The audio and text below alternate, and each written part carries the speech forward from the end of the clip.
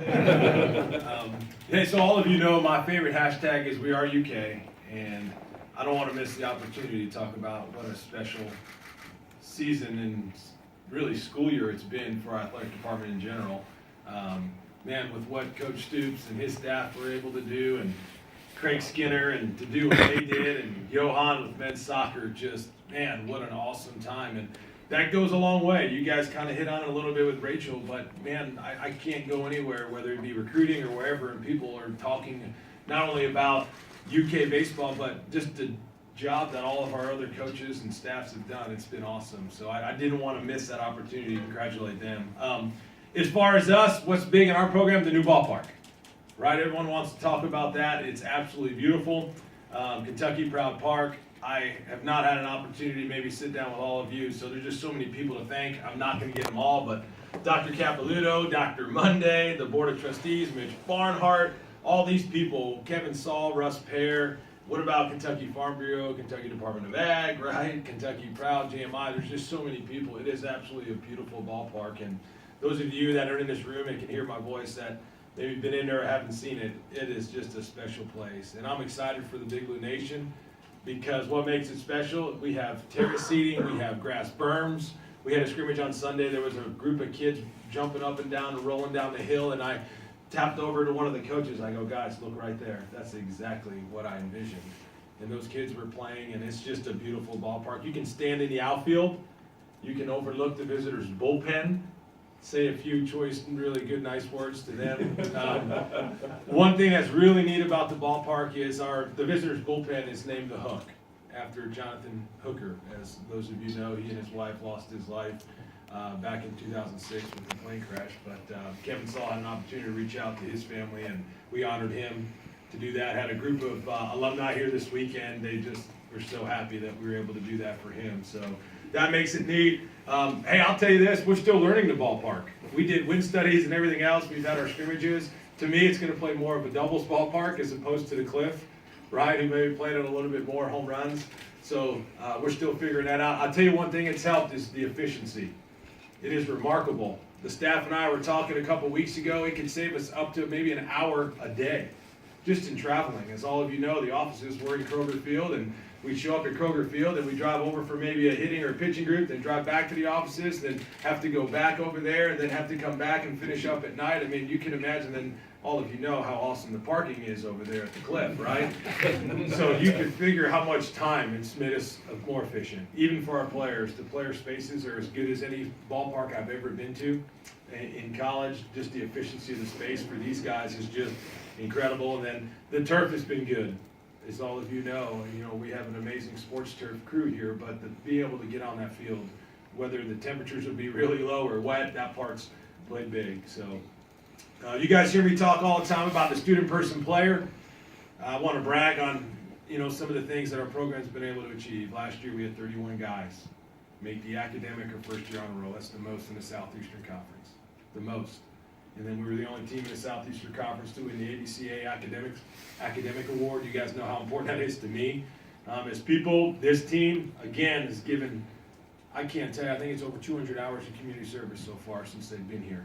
So they keep doing that. And then, last year we had 13 draft picks. That was the most in the country. We've had 21 the last 2 years, the most in the country. And we've had 12 top 10 rounders the last 2 years, the most in the country. So just when you think about student, person, player, I really believe what gets measured gets done, and our guys have been able to do that. So you heard Rachel talk about the staff. Our staff the coaches are all intact again. So Coach Williams is back. We've led the SEC the last 2 years in 14 offensive categories. He's back doing that. Jimmy Bellinger is back to do our pitchers. We've had 10 pitchers drafted the last 2 years, and then Coach Fanning is back. He brought in another top 25 recruiting class, and this is really cool. He just got inducted into his high school Hall of Fame. Coach Fanning has. So I told him I was going to say that, and he immediately said, "You're not doing that." So, yeah, it's out there.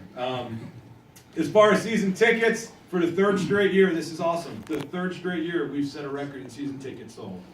So excited about that. The Big Blue Nation has been awesome in investing in us. They keep coming. This is really cool.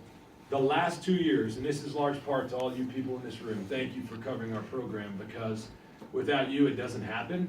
In the last 2 years, we've set and broken the top 10 attendance record crowds in the history of our program. We've been playing baseball here for over 120 years. In the last 2 years, we've done that. So thank you to those in the room, and of course the Big Blue Nation. That's really neat. So Brian Minrovic and the ticket office and his team, we still have single game tickets and some other things available for purchase. This is my plug right here, uktix.com. Bam! Greg Herbert and his marketing staff, some really cool things we got going on Friday nights. We'll have the kids be able after the games to run the bases. And then on Saturdays, we took a page out of the Field of Dreams. We're going to let our fans and hopefully our fathers and sons and mothers and daughters, whoever, have a catch and play catch on our field every SEC game on Saturdays. So how do we continue to just keep making this a family-oriented program and one that we can keep connecting with the community? We're going to do that. So on Saturdays, SEC games, bring your gloves, and bam, they're going on the field. So I will not be there because of the flying balls. I'll be ducking. But as far as Sundays, we'll be signing autographs. So we'll have that. National Anthem will still be back with the kids on the field. I think you know how important that is to me to get as many kids on that field as possible. We'll have some theme nights and some cool things there. As far as our team, I feel like we're starting over, right? Like, why? We got a whole new ballpark. We have 22 first-year players, 22. It's crazy. I've never experienced anything like this in my life. We have lost our 2 starting catchers, our first baseman, our second baseman, our shortstop, our third baseman, our left fielder, our center fielder, our Friday night starter, our Sunday starter, and our closer. Other than that, we're good. We got everybody back. So, man, I tell you what I've loved about our team is we may be inexperienced, but this team has been high trust and low maintenance. They have been just a joy to coach. And yeah, we may not have as much experience, but man, I can tell you I love our team. I love our team. And some of you might be scratching your head going, man, that's a lot of positions and people to replace. I love our team, and this team has done everything we've asked. We did a really neat deal a couple weeks ago. We went to Fort Campbell. We took our team, Sean Umbrell, does a lot of our leadership work, took our team down there, and you know how much respect I have for our military, but man, our guys, whew, it was awesome. It was awesome just to get them to interact with some of the most brave people that serve our country, and we did what they called a light PT event. These guys will tell you there was nothing light about it. We did tire flips, we did Humvee pushes, we did litter carries, Skedco drags. They got a chance to hang out at night over a campfire and do some really cool things. But that was a really neat deal, and it connected our team. This team's really close. They really care about each other. We voted captains this year for the first time. We have never done that. We asked the players to vote. Their pick, they could vote as many guys. It could be one guy, it could be 4, 5, 6, to send votes on who their captains would be. And we have 4 captains this year for the first time under my leadership. TJ Collette, Marshall Gee, Brett Marshall, and Ryan Shin were voted captains, and it was remarkable how close the votes were. At the time, I didn't know, are we going to have 1? Are we going to have 2? And those 4 guys were just all bunched up right there. They're the top 4 vote getters. So they will be our captains this year. A couple thoughts maybe on pitching. Some things that maybe we want to do is we want to be more efficient. We've kind of talked to our guys about being more efficient, trying to get at bats over as quick as possible, trying to finish counts, trying to be more of an attacking type pitching staff. Defensively, we want to become an elite defensive team. What do we have to do? Last year in our 30 SEC games, we've got to get 7 errors better. If we improve by 7 errors, we'll lead the SEC in fielding percentage. So we're trying to become an elite defensive team. And now offensively, this is crazy, but this is probably the craziest stat I'll give you today, but we've lost 75% of our offensive production in basically almost every offensive category, 75%. So as you can imagine, as I go around the field, there's a lot of replacing. And we returned 2 guys that have over 100 at-bats. So as far as some pitchers, I'll start with, you mentioned some guys. It starts with Zach Thompson. Those of you know he's been pitching for us. This will be his 3rd year. He had an amazing summer. He had the opportunity to go with the USA Collegiate National Team and not only pitch for our country, but to continue to learn and grow. Had an awesome summer through 8 2/3 innings, did not allow a run. Every part of his game is better. Every part of his game. Mentally, physically, the way he acts behaviorally, technically, all of his pitches are improved. And he'll throw on Friday nights for us. preseason first team All-American. Jimmy Ramsey, Mason Hazelwood, Daniel Harper, and Carson Coleman all pitched for us a year ago. They're all back and improved in their own ways. So it's been fun to watch their development. You guys, you know this, but it's amazing what a year makes. It is an absolute amazing. From the way they carry themselves to the job Coach Bellinger's helped them with, developing their stuff, it's all better. So excited about those guys and to help lead our pitching staff. As far as positionally, TJ Collette is a guy who was on his way to just an amazing year last year. You know, he had the double-digit home runs, and then he has a season-ending injury to where he couldn't finish. He had another surgery this fall, but he is as healthy, as strong as he's ever been. In a lot of ways, he's helping run our team. So you guys all know this, but some of you that were at our games last year, when you saw those children that either had cancer or recovered from cancer from the Children's Hospital, TJ was in large part responsible for helping get those kids there through the UK Children's Hospital and the Jesse Reese Foundation and the Never Ever Give Up. And man, he's an amazing human being. He came up to me at the beginning of the semester and said, Coach, I already got 18 kids lined up and families to come to our games. So he's just, Ryan Shin is a guy who, if you said to me, who had the breakout fall, who is the guy maybe from a year ago has just made just a huge jump. It's Ryan Shin. He's led our team in home runs in the fall. He's picked up right where he left off this spring. He's much improved. Alex Rodriguez is another guy. I think he would tell you a year ago he was kind of tiptoeing. He wasn't ready to just jump in. He's jumped all in. And his game has improved in every area. Cam Hill played for us early on. His first year ended up getting hurt. He ended up having a red shirt. He's made huge strides. And then Colton Kessler and Marshall Gee are two guys behind the plate that have really kind of stepped up and taken that role there. So 3 JUCO guys to mention when you got to replace that many positional players. Jaron Shelby, as a lot of you know, was the Gatorade Player of the Year here. He spent 2 years down in Florida at a JUCO. He's back with us. He missed this fall with a hand injury that he sustained this summer. But Dalton Reed's a left-hand hitting, first baseman, third baseman type guy who was a junior college, led to home runs, junior college and home runs 2 years ago. And then Braden Daniel is another junior college transfer. Those 3 guys are basically all-American type guys. So last 2 things, and then we'll open it up for some questions. The schedule, as you know, I love a challenging schedule. It's the same this year.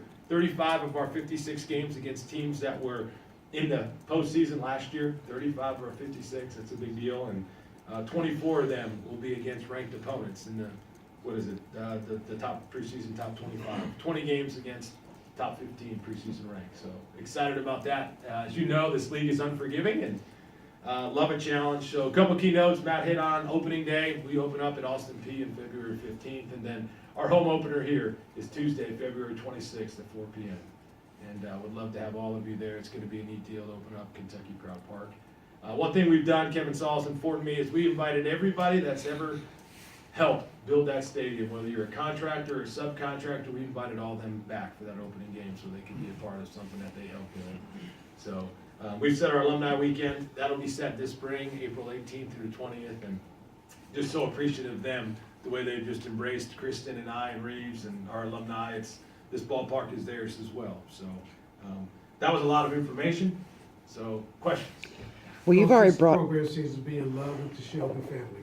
We've had every one of them except for one. I won't call him out. But tell us how big it is and the type of family they are, and these guys come from good stock. Just elaborate on the program having 3 of the 4 Shelby baseball players here. Well, they're just, I start with their parents. I believe the apple doesn't fall far from the tree, and anybody that's met those parents, they're just amazing people. And I had the privilege of coaching John T. my first time here, my first year here, and man, what a special family and human being. And Jaron, obviously, spent the 2 years. It's been great to see the type of leader that he is. Quick update, John Shelby, this is amazing. Now, last year, you guys know he was with us, and he helped coach first base. He came back, and he graduated this past December. And John T. graduated, let this sink in, 12 years after the last time he stepped foot on that campus. He came back and finished his degree, and he graduated, and man, what a big deal. And quick update on him, this is really neat. He has just accepted, after getting his degree, this required a college education, he's accepted a position with Major League Baseball to work in China. So John T. Shelby, they're waiting on all the other details to go through. He will be going with his lovely wife Trish and their 2 kids. They're going to China. So just an amazing family. And, they've done a lot not only for our baseball program but for this city. So. Coach, you've already mentioned Field of Dreams, so I've got to pull the quote out from there. If you build it, they will come. We've built it. I don't think you have to worry about the Big Blue Nation coming, but what is this going to do for the program in terms of recruiting and how you compare with other SEC facilities now? Well, that's a great question. Our recruiting is so different than maybe basketball or football, to where in our sport, there are 8th, 9th, 10th graders that are committing. And it's just happened earlier and earlier in our sport. So now that it's built, they can't come on our campus till their junior year. But those that have come on their own and seen the ballpark, and it's going to help. But if you think about it, if a 10th grader was or 11th grader, he still has his junior year, his senior year, then his freshman year. I think we'll see the benefits early, but it might be in years to come. Because obviously they're just now having the opportunity to get on the campus for the first time as juniors. So it's a beautiful ballpark, but I think the future will just keep benefiting. Nick, you talked about A-Rod. How much of his comfort level now is a result of him moving to shortstop? So the thing about, I share this with our staff all the time, is just it starts with all of our players mentally. And when they're in the right spot mentally and they're just in a really good place to where they can just go attack. Look, you guys know this, the Southeastern Conference in our sport, it's been proven. It is the elite league in America. And sometimes for a junior college player, and especially a freshman, that first year is really difficult and it's really hard. I think I would tell you it's not so much the position, Dick, but it's more of him mentally about how he's just ready to and he has just leaped. And he's just taken the plunge, and that's allowed his game to follow. You talk about servant leadership all the time. A guy like Marshall Gee, just talk about how he fills that role. Yeah, and you know what? To have that in the catching position is crucial, because that's the guy that, man, when we throw a breaking ball in the dirt, they have to block it, and that's a 5-ounce object. I don't know if many of you have been hit with a 5-ounce object before, but man, it doesn't feel good. But the way he has just served. It's his time. It's his time. This is his 5th year. He's already has 1 degree. He's working on another one here at the University of Kentucky. But his heart is definitely right, and there's a reason why our pitchers love throwing to him. And you're right. It's because of his servant leadership. Coach, you talked about the trip down to Fort Campbell with so much players. Of those who went with you, who do you think would be most fit for military duty? Oh, good question. Man, I would say Coach Will, number 1, with his flat top and all. As far as the players, that's a really good question, and I've never thought about that. What do you guys think? Who do you think? BD, yeah. Braden Daniel would be one, junior college transfer. Maybe Alex Deegan is a freshman pitcher who just seemed to just like, it was really neat. We got to do the air assault. They took us to the air assault school. We rappelled. They had an obstacle course, and Alex Deegan did really good on that. I mean, he was fearless, but I'll leave it at BD and Alex Deegan. Yeah, good question. What is Zach Thomas going to bring to your Friday night starting role? Well, number 1, our team is extremely confident. The second he steps on the mound, he brings an edge, he brings a competitiveness, he brings a toughness, and our team will immediately be confident just because of his track record and how competitive he is. So it also gives us a chance to win on every Friday night, and as all of you know, in a 3-game series, that's a big deal. If you can win that first game, it can set you up to do a lot of things. But the biggest things would be the confidence that our players and coaches have on him, and that can go a long way, especially in our sport. I think you talked about losing 75% of the offensive production, but from 2017 to 2018, he lost over 60%, and last year he still led the league in a couple of offensive categories. So is there anything with this group that makes you think, even though you lost a lot from last season, you can still compete near the top of the league again? Yeah, that's a really good point, Derek. Because, so think about offense in 6 different categories. There's 6 components to have a good offense, right? I'm sure if you ask Coach Stoops or Coach Cal what it is in their sports, they would tell you. But in our sport, it's hitting, it's situational hitting, it's base running, it's base stealing, it's bunting, and it's strike zone awareness. Those are the 6 components. And in a lot of ways, I feel like this group of the personnel that we have, we could in some ways be a better offense than maybe a year ago. From the base running and the base stealing and the way the ballpark plays, it could allow us maybe some more opportunities to do some of those things. Now, we just don't have enough guys that maybe been through it, but the way we've trained them, the way they have been committed to what we're doing, like I said, this is a high trust, low maintenance group, and in a lot of ways, I believe because we can do some of those things and the way they've embraced all of it, we have a chance to potentially do some things again. Obviously, you hate to lose those guys like you did, but what does it say about the program that you had that many draft picks to go on and play the next level? It's all coaching. I mean, come on. No, I'm joking. Well, you know, between the previous staff and our current staff, we've been able to bring in some really high-level talent. And, you know, Matt brought it to my attention, you know, over the last 3 years. He's like, Coach Means, did you realize you've had the most draft picks than any coach in the whole country over the 3 years, from the previous school to here? And, you know, development's important to me, and it can't be just about baseball. I think you guys know that. Like, that's why I talk about We Are UK, and we talk about developing them as like students and as people. To me, it's just too shallow if it's just about baseball. But when you give them an opportunity to do something that they've dreamt about since they were, man, some of them 4 or 5 years old, man, that is an amazing feeling as a coach.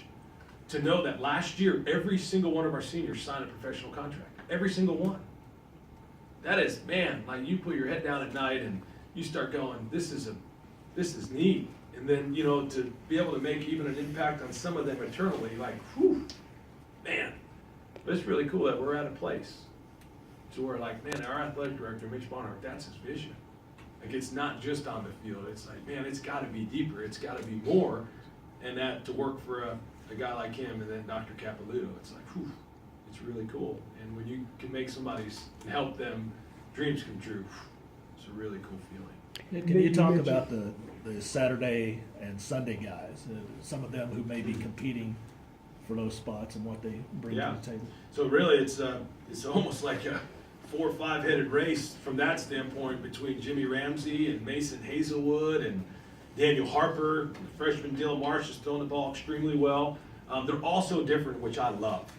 When I think about our pitching staff, I want them all to be different in their own ways. I want them all to be different. And Jimmy Ramsey, you guys remember his physical presence. He's grown 2 more inches since he's been in college. I didn't even know that was possible. I mean, he's 6'9" now, and his body looks different. And the way his fastball and arm slot moves and where he stands on a rubber is totally different than the left-handed Mason Hazelwood, who's on the other side of the rubber, and he's 6'6", and the ball's coming out of a totally different window, right? And then Daniel Harper, who has just made huge strides with his body. Guys, this is a guy that's like committed Daniel Harper to his body. He food logs.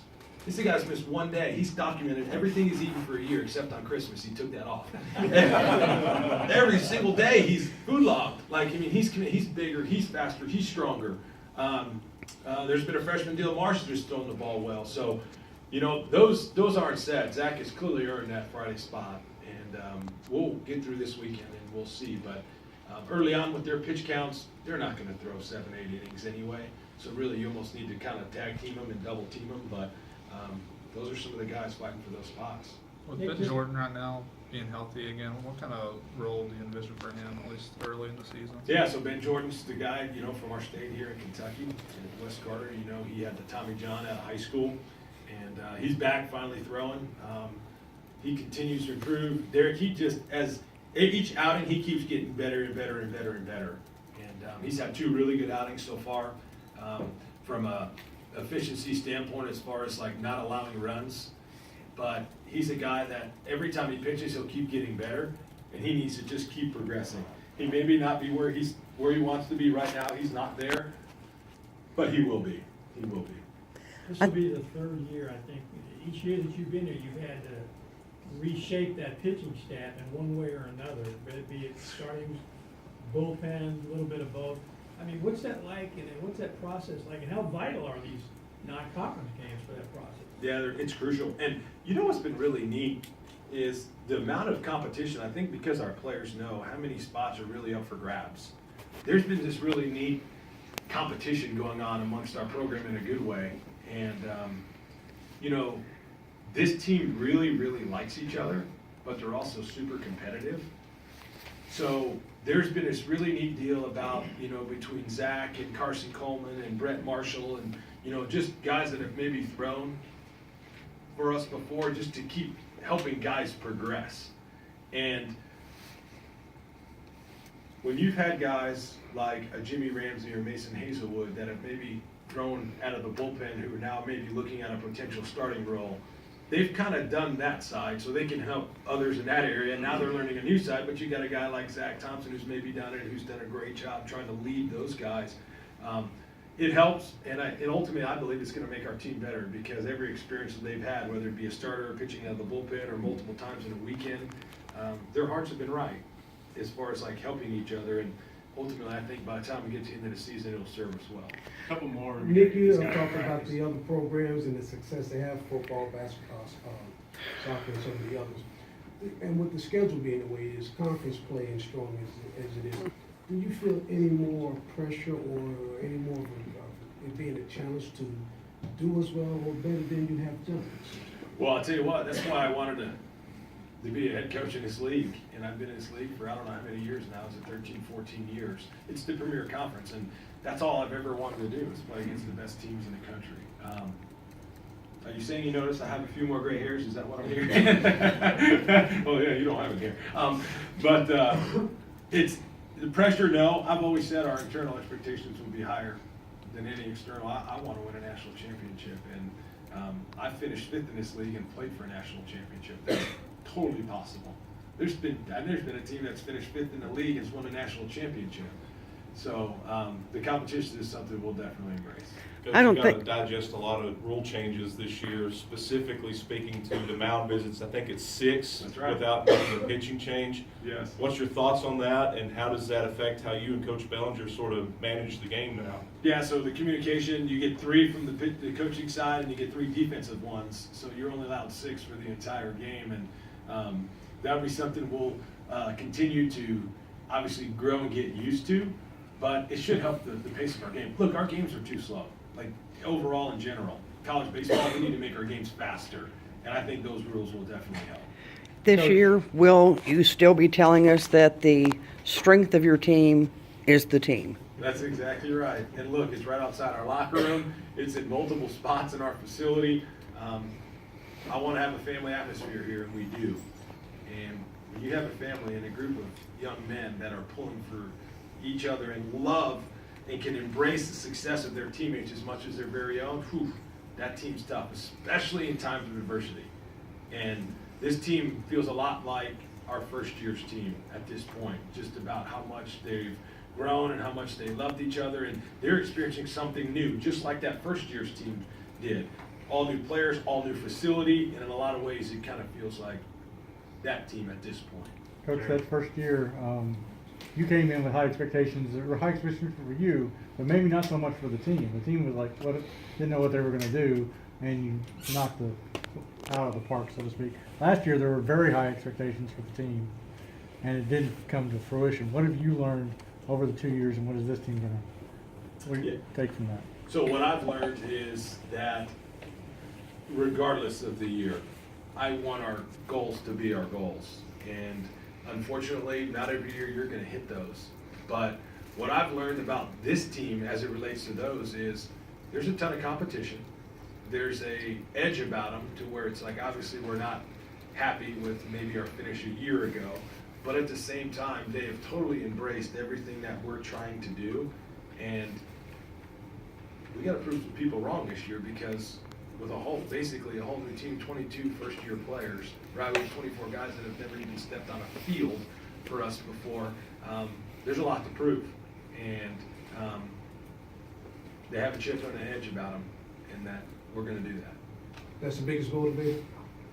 Well, I just think the competition in general, there's just, not only are we competing internally, but man, for positions and spots, it's like, man, we want to do something on the national scene as well and continue to do things that have never ever been done here before. And this team, we're going to have an opportunity to do that. Very good. Oh, just one, Nick, what did